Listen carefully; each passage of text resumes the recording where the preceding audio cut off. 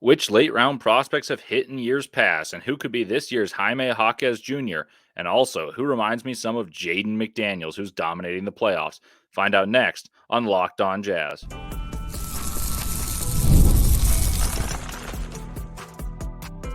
You are Locked On Jazz, your daily podcast on the Utah Jazz.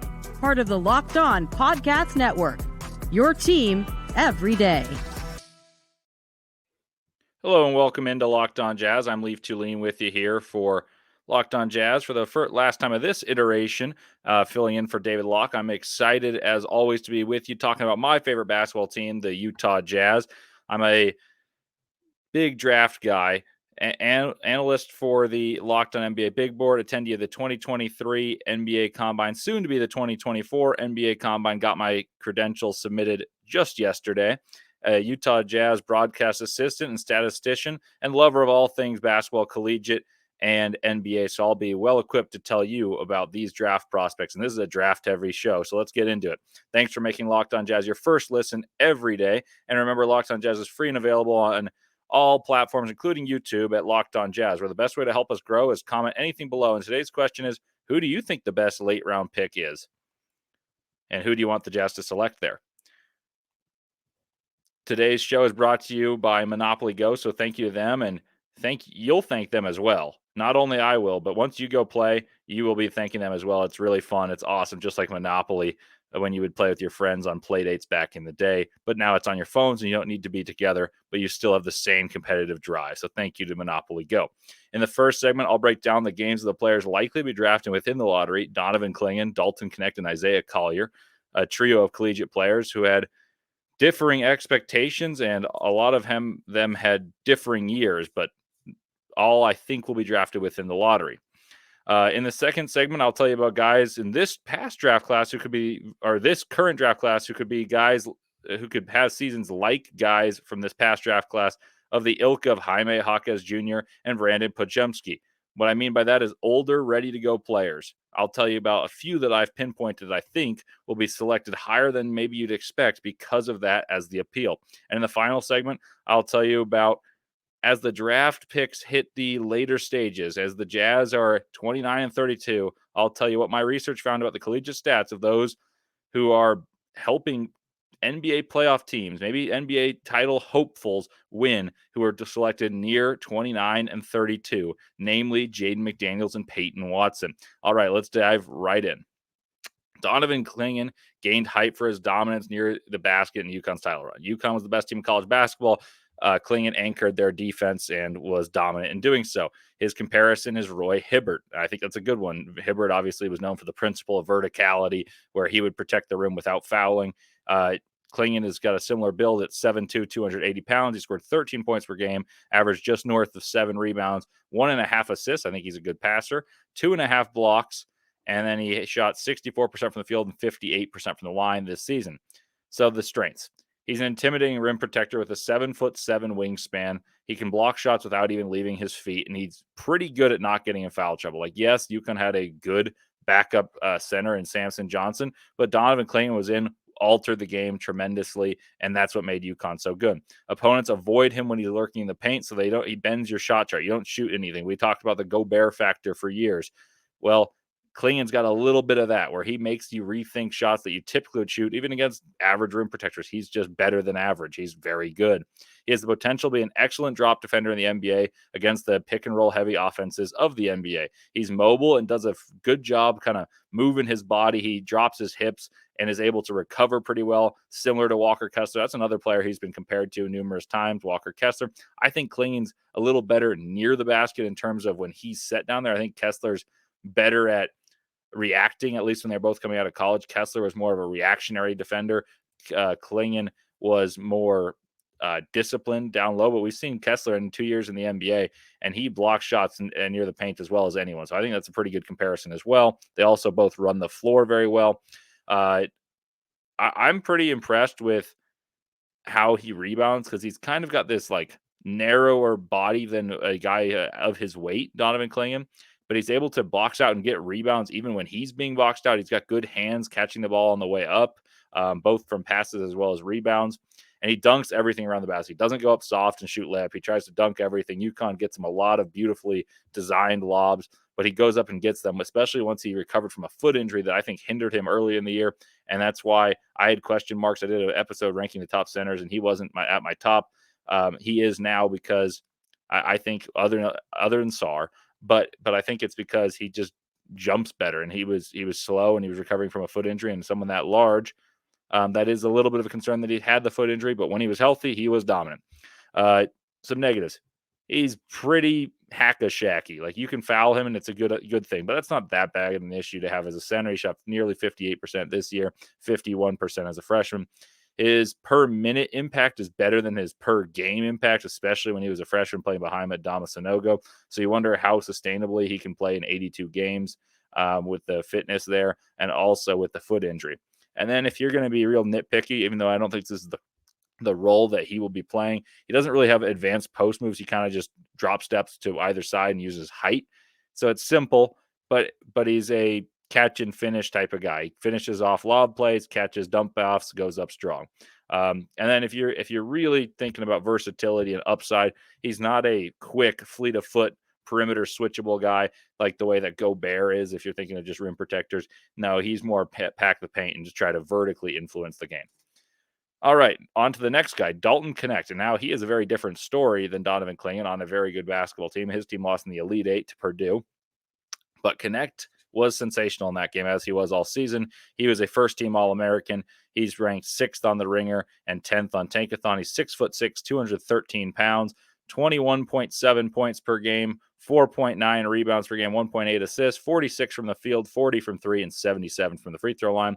Knecht's a dynamic scorer. He was able to do it in all aspects, going to the rim, shooting over the top of the defense, scores in the mid-range, attacks the rack off 1 foot really well. He's a underrated athlete when he attacks the rim. I don't think he's a great defensive athlete, but when he attacks the rim, he jumps very well. He contorts his body well, finishes near the rack very well with either hand. I think he's a talented shooter. His percentages, 40 from three and 77 from the line, don't wow you from the line. And then from three, like, there are better shooters, but man, he took some difficult ones. And I think he is what caused Tennessee's offense to get going and be the difference from years past for Rick Barnes' side. He can do it off curls. He can do it over the top. He can create the space. So that's why I say he's a talented shooter as opposed to just a shooter specialist.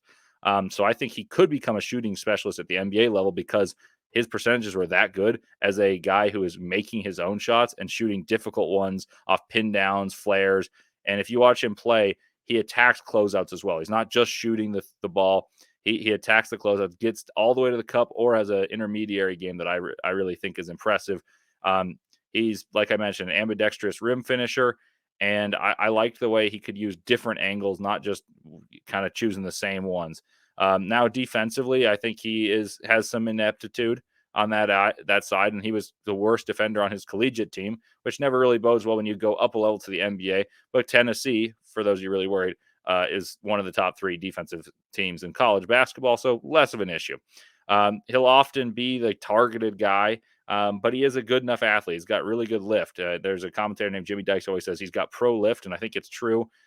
He showed that a lot on elevating to the hoop and shooting over defenders, but I think he can rebound and use that size to rebound and be an effective enough defender with athleticism to boot if he's taught right. If he's going to become more of a shot creator in the NBA, he's going to need to prove it against lengthier defenders. Some of the bigger teams he played, he struggled. And I'm not saying size on the interior, I'm saying size on the wings defending him. My personal breakdown of Dalton Knecht is I think he's a really good role player at the NBA level. So don't expect his prolific numbers of 21 plus points per game to be what he does in the NBA. And also don't expect him just to be a straight flamethrower. I don't think he's that type of guy that he's your offense for a series, but I also don't think he's the relegated to a corner guy. I do think he's probably a shooting specialist in this sense of he'll make a defense really work, and he'll be high on the scouting report on how to stop an offense because he'll fly off screens, knock down threes, but he'll attack in the mid-range, be able to score, and he makes good passing reads. So I think he's somewhere in between, and he factors into that when he hits his peak in his career. I think he's going to be somewhere between a 10 and a 14-point scorer who uses shooting to create other options. I think he's going to be an attacking closeouts guy who's athletic enough to do more than just catch and shoot. All right, that brings me to Isaiah Collier. And by the way, Dalton Knecht is an interesting story. He went to Northern Colorado after JUCO. So he came out of high school, was not recruited at all, went to a JUCO, went to Northern Colorado, scored 20 a game. Then he went to the SEC and scored 22 a game in the SEC and became the second best player in college basketball behind Zach Edey. So this guy, however, Isaiah Collier, was the number one recruit in the country. And he struggled. He had a great first game, struggled most of the rest of the way until he got injured about midway through the season. And then he finished the season strong. But it's a roller coaster ride. So his evaluation will vary scout to scout, team to team a lot. He averaged 16.3 points per game, 2.9 rebounds, 4.3 assists, 3.3 turnovers, 49% from the field, 34 from three, and 67% from the free throw line. He shoots a ton of free throws, though, so I have less of a qualm with it, although that would need to improve. He has a 50% free throw rate, which is exceptional. Collier is a strong, stout guard. He's a good ball handler with a strong frame. He can play with finesse or bully ball, and he's kind of somewhere in between. You almost wonder, does he want to find one way of playing, or do you stick with that? He covers a lot of ground with long strides. He kind of explodes to the rim in that fashion and then uses his strength to finish through contact. And I think that's one of his greatest strengths. He's really good at finishing through the contact. He passes teammates open. He passes the roll guy to the hoop, and I think that's an underrated skill, and I think that makes me believe he's a point guard more than a two guard, because some people have qualms about that. He flashes shooting upside to some degree because in EYBL, he shot well, which is the highest AAU basketball league, but he shot poorly in his team in high school, and as well as this season at USC, shooting under 70% from the line and under 30 from three in high school. That said, he could get to the rim whenever he wanted in high school, so that one doesn't bother me that much. He's a good defender overall who can strip opponents when he's really engaged because he's got a strong frame, but he's sometimes a little reckless. That's where it gets interesting. He's reckless on defense, loses some people occasionally, but offensively, his big issue is turnovers. He turned the ball over a lot. He needs to play a more composed style. Even if he goes with those attacks, attacking the rim, you need more of those performances where he's got a positive by a lot assisted turnover. His is very narrowly positive. And then as a shooter, I think he's too streaky to really believe in. But maybe you think of him in the same way you think of Stephon Castle as a plus athlete guard who struggles to shoot. So how much faith do you have in Castle? A lot of Jazz fans want him number one. I don't think there's as big a gap between Castle and Collier as there's made out to be between big boards. So that's just for food for thought right there. So I think he needs to play more like the high school tape of getting downhill, embracing his strengths, and using himself as a passer, but obviously need to improve as a shooter. Coming up next, let me tell you about guys in this very same draft class that are older, that may play like Jaime Jacquez Jr. or Brandin Podziemski and have a season where they can contribute for winning teams. And because they're older, that teams will see them as more ready to contribute. But first, a word from eBay Motors. Passion, drive, and patience. The formula for winning championships is also what keeps your ride or die alive. eBay Motors has everything you need to maintain your vehicle and level it up to peak performance. Superchargers, roof racks, exhaust kits, LED headlights, and more. Whether you're into speed, power, style, eBay Motors has you covered. With over 122 million parts for your number one ride or die, you'll always find exactly what you're looking for. And with eBay Guaranteed Fit, your part is guaranteed to fit your ride every time or your money back. Because with eBay Motors, you're burning rubber, not your cash. With all the parts you need at the prices you want, it's easy to make your car the MVP and bring home huge wins. Keep your ride or die alive and at ebaymotors.com. Eligible items only, exclusions apply. eBay Guaranteed Fit only available to U.S. customers. Also, let me tell you about Intercap Lending, which is an equally fantastic deal. Intercap Lending is one of the largest independent lending companies. That they're hyper responsive. They're almost like different in the way that they respond to customers from anyone else. And they're fantastic at what they do. They embrace change and grow with the times, have excellent borrower experience, tons of testimonials saying how wonderful their experiences of customers have been with Intercap. They're a direct issuer. They're in 44 states. It's not just Utah. Like Utah and the Utah Jazz have a great deal with Locked On Jazz here in Intercap Lending. It's on Murray. I drive past Intercap Lending fairly frequently, but it's in 44 states. It's not just a small market thing. It's well known and well regarded all around the country. You can service your own loan. They start and continue long-term relationships and continue to grow them for the better. It's just better for the consumer than anywhere else. Steve Carter is our personal loan officer for Locked On Jazz. Call him at 385-800-8528 and make sure to tell him you're part of Locked On and get the corporate discount. Intercap Lending, NMLS number 190465. For more information, visit intercaplending.com. That's intercaplending.com. Well, welcome back to Locked On Jazz. I'm Leif Thulin. And before I get going on this about Jaime Jacquez and breaking down the nitty gritty of some veterans that come in as rookies, are you guys watching Fox Sports or ESPN on your TV all day like sports fanatics often do? Have to turn down the volume with all that shouting and monotony?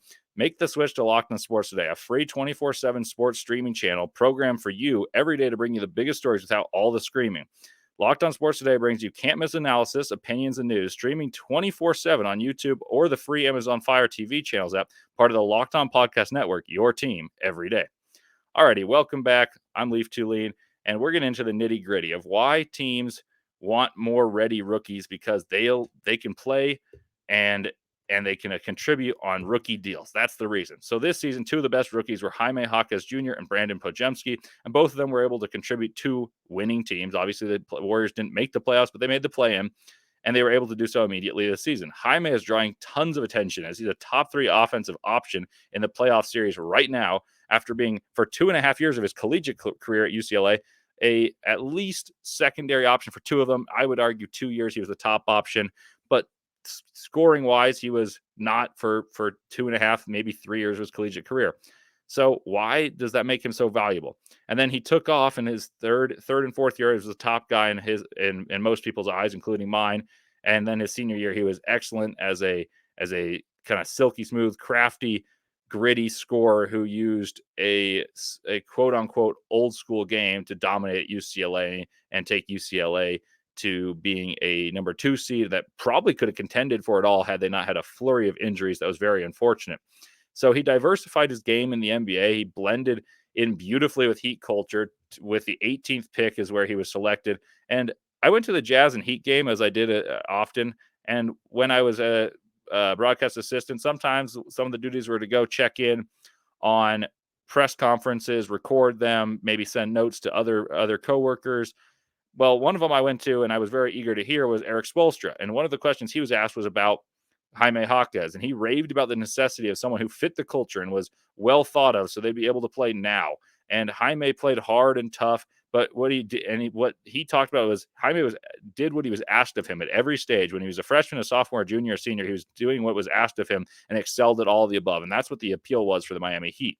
The appeal from the NBA is implementing, because the NBA is implementing more strict CBA, it makes hitting on younger players more of a necessity if you're trying to build a championship team, because they can be a contributor from the start but paid minimally, and it accentuates how your team can perform. If you don't have guys doing that, you have to pay too many players, and you typically can't sustain success because your roster has too much turmoil.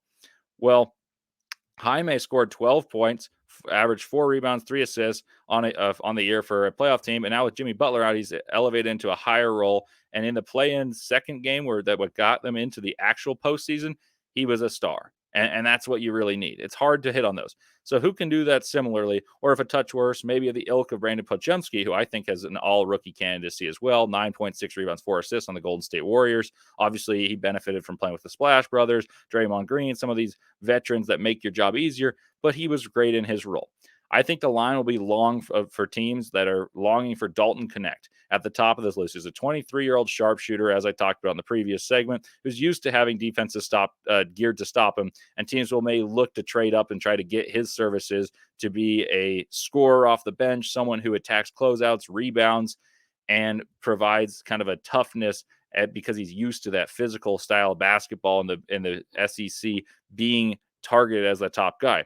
Another guy that I think is closer to Knecht, despite one of them being projected in the top 10, the other one being projected around the 40s, is Baylor Shireman. He's projected in the 40s by most. I think he'll go in the top 20, and that's personally where I have evaluated and ranked him. And like I've teased a few times, my big board will be coming out shortly, and I'll make sure to let you guys know where to find it. And if you guys have any questions, talk to me about it. But Baylor Shireman is one of my personal favorite players. He was big.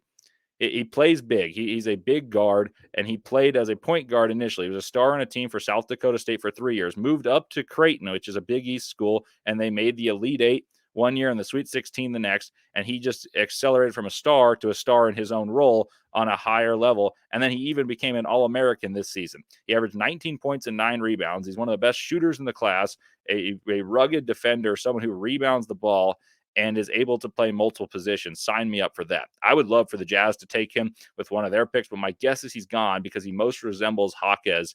From this class, he's the guy that I think most resembles Jaime Jacquez. They're not one and the same. I think Jaime is a better athlete. I think Jaime is better in the individual scoring side, but the intangibles with which he plays, the way he takes different roles and challenges from his coach and executes them and implements it seamlessly into his game, becomes a good shooter right away, someone who rebounds and is willing to impact the game on both ends of the basketball, reminds me of Jaime Jacquez.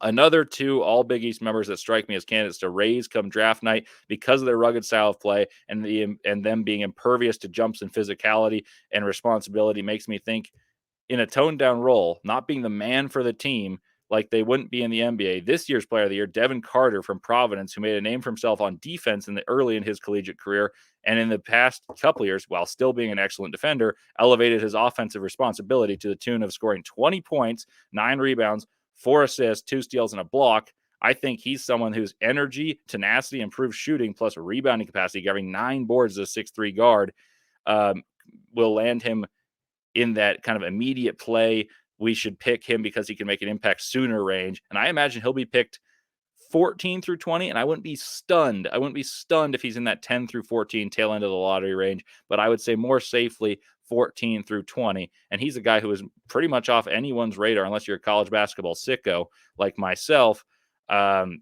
before 2 seasons ago. And he's made a colossal jump. His dad was also a former pro, and he's got that kind of pedigree, grooming, knows how to play the game. There's another one from the Big East named Tyler Kolek, who's a second-team All-American this year and last year's Big East Player of the Year, ironically enough, who conducts himself beautifully in the pick and roll, is a great finisher. He's a southpaw, a lefty who likes getting to the left, finishes everything with his left hand. He knows how to get to where he wants, creates great offense for his teammates. He had a pick-and-roll guy named Oso Ighodaro, whom he made a really, really good player with those pick and rolls. Oso's obviously a good player in his own regard, but Kolek set him up beautifully, as well as the shooters on the Marquette team, taking them to back-to-back number 2 seeds from what was projected to be 9th in the Big East a season ago to number 1 in the Big East, and then this year finished 2nd in the Big East.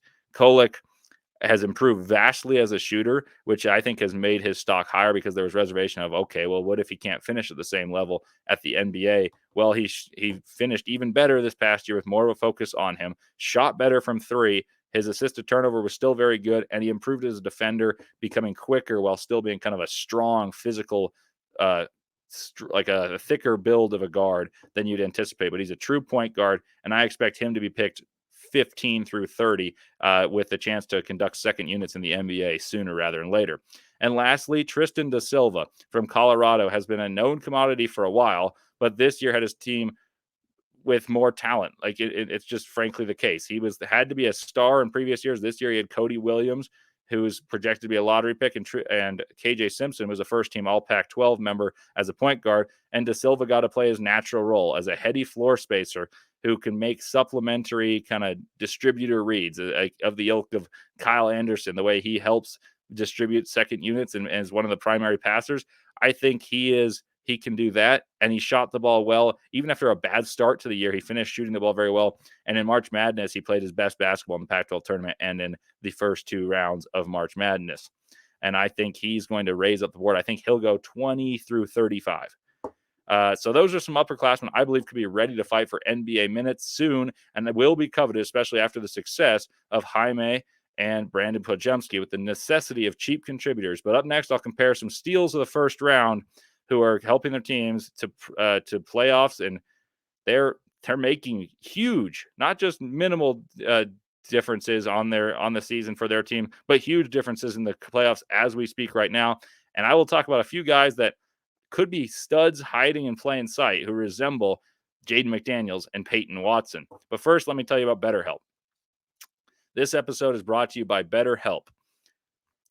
Sometimes all we need is the opportunity to get something off our chest. Big or small, it's certain things can really start to get to you. It's important to let that out, especially to someone who's unbiased on your life, not just your mom saying, "It's all right, honey, all you need is some fresh air." For example, I can tell you how I really and truly feel about how the Jazz should draft X player, but sometimes it's not that simple, and you still need that kind, unbiased audience all the same. Therapy can be different for everyone. Most of us have bigger problems than our favorite sports teams, and it's important to get things off your chest. If you're thinking of starting therapy, give BetterHelp a try.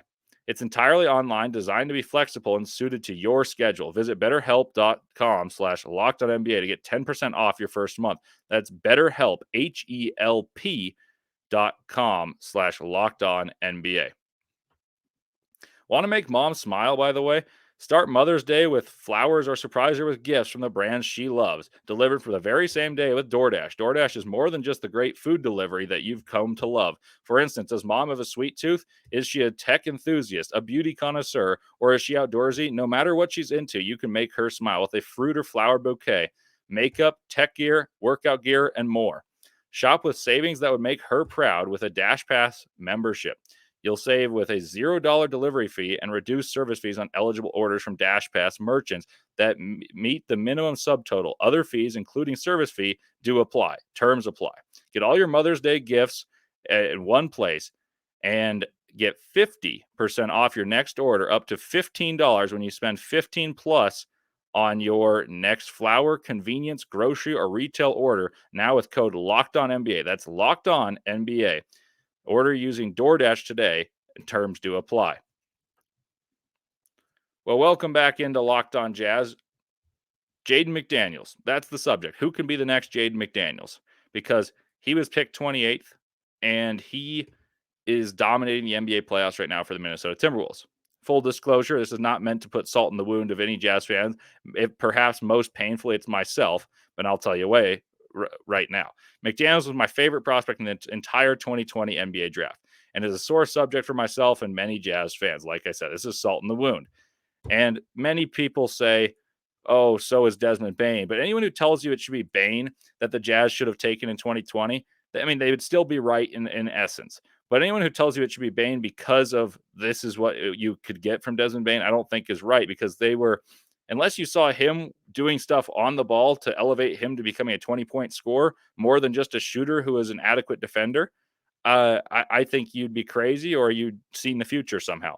But McDaniels was the perfect fit next to Rudy Gobert, and now currently is the perfect fit next to Rudy Gobert and is making Rudy Gobert's job easier and probably leading Gobert to another touch on the hardware for Defensive Player of the Year. Jaden McDaniels is guarding Kevin Durant and Devin Booker, two unbelievable offensively talented players. And in a league where shooting is becoming the premium, he is locking them down. Opponents that McDaniels is guarding, including Durant and Booker, as well as other Suns players, are shooting 28%. He's a lockdown defender, a poor shooter. But like I said, in a league where shooting is becoming more and more coveted and the premium, there is surely still a place for a tremendous defender. So for those who are unaware, I said this at the outset. He was picked 28th out of Washington. The Jazz this year drafting 29th. That year they were drafting 27th. And let's explore who profiles like Jaden McDaniels. That's the reason I brought up Jaden McDaniels, not to rub salt in the wound of everyone, including myself, which it still pains me to say. McDaniels was an All-American coming out of high school whose best game of the season in college was actually his first big test against Baylor. They played this in Alaska, and I actually remember where I was watching it. I was working a sales job in college, and I was bored in the afternoon. I was like, I'll watch this game and hope no one gets me in trouble. Then came draft time as well as COVID, and I decided, well, he can't really shoot or play offense very well, and he's a little bit selfish, but my goodness, the defensive tactics and instincts are off the charts. And I was kind of frustrated because I was like, that's the guy I kind of wanted. I don't think he's going to be where we want him because he can't shoot, whatever. And then I watched this game all over again, sold myself, and I finished with him 13th on my board. Well, he was picked 28th, and 13th is too low too. I don't think he is a direct comparison to this class, but there are physical profiles that profile like him, and knowing what we know has led me to find two parallels. What I mean by knowing but what we know is, yes, McDaniels still isn't shooting well, but he is an excellent defender, and that's still valuable. Well, McDaniels played only zone defense in college, scored 13 points and had 6 rebounds, 1.4 blocks, and 0.7 steals. He had some question marks about attitude, which probably led to him to slip as far as he did, because talent-wise, he still was too low to be picked there. Here are the guys that I think are similar to him, maybe to a lesser degree, but still proving great value because defense is valuable. And to a lesser degree, maybe they're similar to Peyton Watson, who was the 30th pick and the 7th man for Denver right now and last year on their championship. He's assumed some of the responsibilities that Bruce Brown got paid $22 million to go do. Well, I think Peyton Watson might be a better player, maybe not offensively, but I think he is better defensively already, and you're getting it for a heck of a lot cheaper. So the players that resemble Watson and McDaniels are Ryan Dunn of Virginia and Justin Edwards of Kentucky for very different reasons. Dunn statistically is the best defender in this class, and I don't think it's particularly close. You could make an argument for Donovan Clingan, but I do think his team was far better than Dunn's, and that leads him to a little bit more of a value boost. Dunn averaged 8.7 boards, over 2 blocks, and over a steal and a half per game, or just about a steal and a half per game, while anchoring the slowest defense in the country. So that actually kind of limits his statistical value because he didn't have as many possessions to play defense or offense. But he is sensational. In my opinion, Dunn's the best defender in this class because not only does he lock down the premier wing players when he's guarded them, he also cleans the glass as a rebounder and as a weak side shot protector. Getting over 2 blocks per game, 2.3 blocks per game from a wing is out of this world, particularly when Virginia plays the slowest brand of basketball in college basketball. So his downfall is, because you would be thinking, okay, well, why is that guy not going in the lottery? Well, actually, I was really high on him coming into this year. I had him as a lottery pick. I moved him outside my second round through part of this. And through watching the playoffs, I've been like, man, if Peyton Watson and McDaniels, who neither of whom shoot well in the NBA, can defend like they do, why not take a guy with tools that might even be superior to those two's physical tools? And I know that's crazy to say, but Dunn is a spectacular athlete, as is Watson, as is McDaniels. I'm very well aware. But it's changed my logic, and I think Dunn has a stupendous value. If you can get any sort of shooting, you've got a top-tier defender in your rotation who you could implement early on. He shot 20% from 3, though, and 50% from the line. That's the issue. Dunn has McDaniels upside on defense, and the form isn't broken. He can kind of shoot it, and apparently he said he was a better shooter than defender in high school and has just kind of lost confidence. So if you can build back the confidence, I believe that's something to be positive about. The second player that I think is similar to McDaniels, or maybe more so Watson in terms of the ride along the way from high school to college back to the pros, is Justin Edwards. Justin Edwards was a 5-star recruit, top 5 recruit that came into Kentucky and never really got his feet settled under him with a role that kind of went up and down. Who knew where he was going to play, what minutes, what rotations he was going to play in. And as he played on the high-power offense of Kentucky, these stats may be a little bit better than Watson's, which were all-time lows for a first-rounder. But as we've seen, that doesn't matter because Peyton Watson's incredibly valuable. Edwards averaged 9 points, 3 rebounds on 49% from the field, 37% from 3. Granted, he greatly improved that in one stretch where he had an amazing game. And I think he was 8 for 8 in that game. And he shot 78% from the line. He showed some shooting indicators right there. The free throw percentage is above 35, which is kind of the base. And while he came in, and some people argue he's the number 1 draft prospect into this year, for record, I argued he isn't a lottery pick before the season because I didn't see him do anything with the ball in high school other than kind of bully people with superior size. And he was a little bit older than some of the players he was playing in high school. But that's not to toot my own horn because I actually think he'd be a really valuable late round pick here because before the season, he lacked individual creation. Well, that's only matters if you're going to be the star. I think if you have redeeming role player qualities, you can really help a team. And if he shoots well, like he did at the end of the season for Kentucky, I wouldn't mind a shot on an athletic player with high school pedigree, as many late first-round gems have been. Peyton Watson, Jaden McDaniels. There's been plenty more, and there will always be plenty more beyond that are cut from a similar cloth. So that's my pitch for both Jaden McDaniels, his clone, and Ryan Dunn, and maybe someone who follows a similar path to Peyton Watson in Justin Edwards. Well, that'll do it for me on Locked On Jazz, and let me know what you think. And until next time, thank you so much for listening.